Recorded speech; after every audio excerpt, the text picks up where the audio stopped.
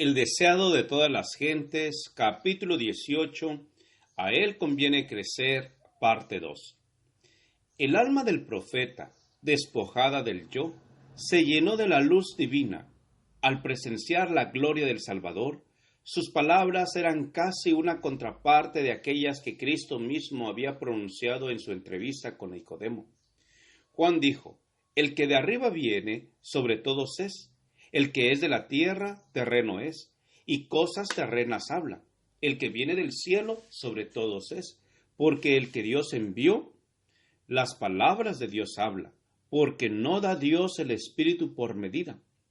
Cristo podía decir: no busco mi voluntad, mas la voluntad del que me envió, del Padre. De él se declara: has amado la justicia y aborrecido la maldad, por lo cual te ungió Dios, el Dios tuyo, con óleo de alegría más que a tus compañeros. El Padre no le da el Espíritu por medida. Así también sucede con los que siguen a Cristo. Podemos recibir la luz del cielo únicamente en la medida en que estamos dispuestos a ser despojados del yo. No podemos discernir el carácter de Dios, ni aceptar a Cristo por la fe, a menos que consintamos en sujetar todo pensamiento a la obediencia de Cristo. El Espíritu Santo se da sin medida a todos los que hacen esto. En Cristo reside toda la plenitud de la deidad corporalmente, y vosotros estáis completos en él. Los discípulos de Juan habían declarado que todos los hombres acudían a Cristo, pero con percepción más clara, Juan dijo: nadie recibe su testimonio. Tampoco están dispuestos a aceptarle como el Salvador del pecado. Pero aquel que ha recibido su testimonio ha puesto su sello a esto, que Dios es veraz. El que cree en el Hijo tiene la vida eterna. No era necesario disputar acerca de si el bautismo de Cristo o el de Juan purificaba del pecado. Es la gracia de Cristo la que da vida al alma. Fuera de Cristo, el bautismo, como cualquier otro rito, es una forma sin valor.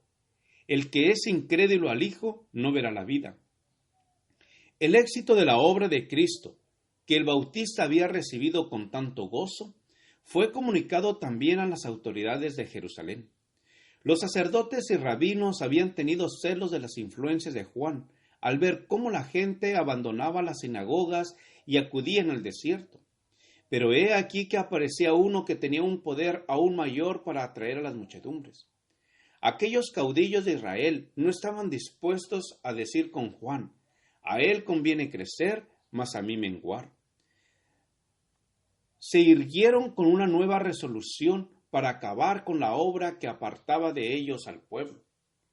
Jesús sabía que no estimarían esfuerzo para crear una división entre sus discípulos y los de Juan.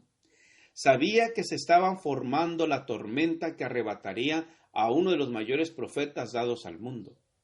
Deseando evitar toda ocasión de mala comprensión o disensión, cesó tranquilamente de trabajar y se retiró a Galilea. Nosotros también, aunque leales a la verdad, debemos tratar de evitar todo lo que pueda conducir a la discordia o incomprensión. Porque siempre que estas cosas se presentan, provocan la pérdida de almas. Siempre que se produzcan circunstancias que amenacen causar una división, debemos seguir el ejemplo de Jesús y el de Juan el Bautista. Juan había sido llamado a destacarse como reformador. A causa de esto, sus discípulos corrían el peligro de fijar su atención en él, sintiendo que el éxito de la obra dependía de sus labores y perdiendo de vista el hecho de que era tan solo un instrumento por medio del cual Dios había obrado. Pero la obra de Juan no era suficiente para echar los fundamentos de la iglesia cristiana. Cuando hubo terminado su misión, otra obra debía ser hecha, que su testimonio no podía realizar.